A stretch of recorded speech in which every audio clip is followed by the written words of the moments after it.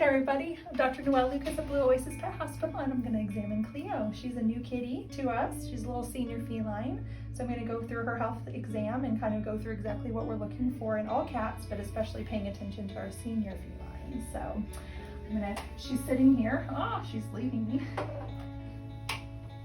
Come here, Cleo. So we do have a heated towel here for her and a little catnip. She's decided she doesn't really love food, so we're not going to offer her any. I'm going to slide around in front of her. All right. Okay, good girl. All right. Miss, my nurse is going to come over and assist. Just hold her tushy so she doesn't back up. Okay. This is normal for our cats. You're being very good patient so far. All right, so we're just going to do a little examination of your little eyes. Good. So I'm just looking for just general discharge, just what the general health of her eyes are, symmetry of her pupils, response to light. Ooh, very good. Yes, great. All right. She does get eye infections. Okay. What are her symptoms? What does she show you? I think usually it's like her scratching it and she'll get like stuff coming out of it and just like closing it really tight. Okay. So I have like medicine that gave me previously that always helps just because they were getting to be like kind of chronic. Yeah. Okay. How often does she have flares? She hasn't had one in a while. It's probably like once every 3 or 4 months. Really. Okay. Because I'm like, she's definitely not in a flare right now. Good. She definitely has some senior feline changes in her eyes. When I look into her lens, I can see just a tiny little cataract, like one little area over here and a little bit over on her right side. Again, telling me her age, yeah. But it's very subtle, and cats extremely rarely get any significant cataracts that we have to deal with or cause vision loss. Cats, even really senior felines, even geriatrics, will actually have wonderful vision right up until the end. Sounds like she has a little bit of recurrent herpes, feeling herpes, that causes inflammation of her conjunctival tissue. They get itchy, watery eyes, maybe a little ocular discharge. Common with cats that have outdoor lifestyles prior or have been in shelters. Herpes lays dormant in our nervous system around our face, like our facial nerves in the cat. I mean, not for us, and it's herpes for cats is not the same as herpes for people. Very different. Yeah. But it can be recurrent. She does not like churros. Do you like rice? Yeah. So usually we just treat it symptomatically. There is some lysine chews that sometimes we'll use that is just to help give them extra lysine, which is an amino acid that can help reduce herpes flare. But if she gets through those flares pretty fast, I usually just say, just treat it as she has a flare. It always works. Good. Okay. All right. She's got great facial symmetry. All right, let's see about those teeth because that's what we were talking about. All right. It's okay, darling. You're a girl. We understand. She's got a tiny little tip fracture of that canine. It's okay. Okay. She said no. I'm not okay. Hold on to her. Don't let her go.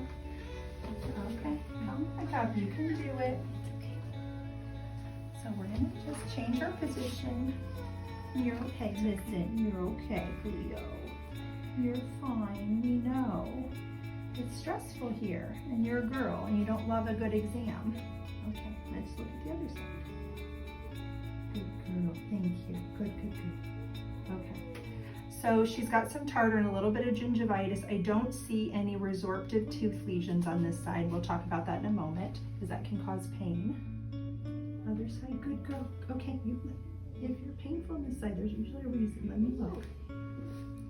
Good girl, good girl, good girl. Okay. Okay, thank you. So whenever she was really uncomfortable on that side, and sometimes it's just because she doesn't want me to look, and sometimes it's painful. I don't see anything painful on that side. Okay. She's actually got pretty good teeth. There's not a lot of tartar or gingivitis. And Cleo is starting to not enjoy her health exam. Okay, let's come over here.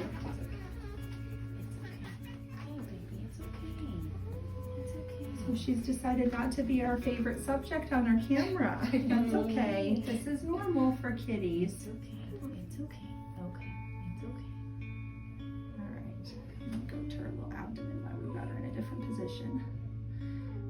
check her kidneys. It's okay.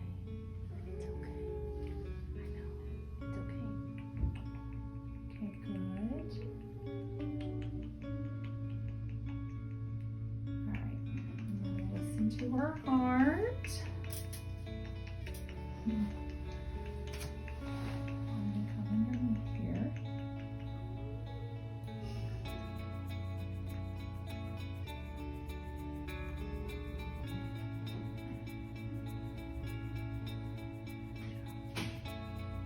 Perfect. She's got a lovely, lovely sounding heart. Okay. I'm gonna have you pass her back to me. Let's see if I can just come underneath her. So we're being really gentle. I'm probably going to focus on her physical today. I really love blood work, but you notice her fear, anxiety, and stress has been going up as we've been progressing through her exam. And we are a fear-free certified hospital. So we try different techniques, but we also know that she's an indoor cat. She doesn't come out very much. She's a girl, and she's telling us lots of her ways to back off. And so we'll get through her exam, and I think we'll go ahead and get her vaccines because we should be able to do those pretty easily. But I think trying to get blood and urine on her when she's escalating her anxiety and stress is actually going to create a really just negative experience for her. But I think it's extremely important that she has those tests. So what we'll end up doing is we're going to send her home on a little gabapentin, which is an oral tablet or capsule. She's kind of a picky girl is what I heard, because she doesn't like treats at all. No. Does she like canned food? Yeah, she does. Perfect. I have put medicine in it before. Yeah, she won't eat she it? will not eat it. Okay. We're going to send you with an information. I'll email it to you on how to properly administer a capsule to her. She's not going to like it. Yeah. You're probably going to both have to help each other. But it's well worth it. One capsule of gabapentin to her can make her anxiety and stress come way down. It can make her trip to here a lot more comfortable for her, and it makes them real kind of relaxed, and their kind of give a crap goes down to making them feel more comfortable allowing us to do medical stuff. And I think that's probably a good idea for her. So we're not going to give up on her and not do it. We're just going to make it so that she's not going to, because I think if we keep pushing her, she's going to say, I'm going to start growling and more and hissing, and she's really wanting to leave right now, which is fine. We're going to give her a break. So some of the things I was just doing, so I was feeling her kidneys and feeling her intestines, feeling her bladder, just getting a good abdominal exam, no worries. Felt great. Listening to her heart, no heart murmurs, normal heart rate, normal beats. She's actually got really nice lung sounds. She's got normal respiratory rate and effort. She's nervous, so it's a little fast. Her thyroid's up here in her neck. I actually was behind her and I was kind of running my fingers down her neck area, her trachea, feeling for thyroid enlargements. Cats over 10. Some of their most common diseases are hyperthyroidism, kidney disease, cardiac issues or heart disease, diabetes, and then arthritis. We haven't talked about that yet. So we can find most of the things like thyroids and heart issues, sometimes kidney issues on physical exam in your history, but we use our blood work to also make sure that we're not having early signs of those diseases.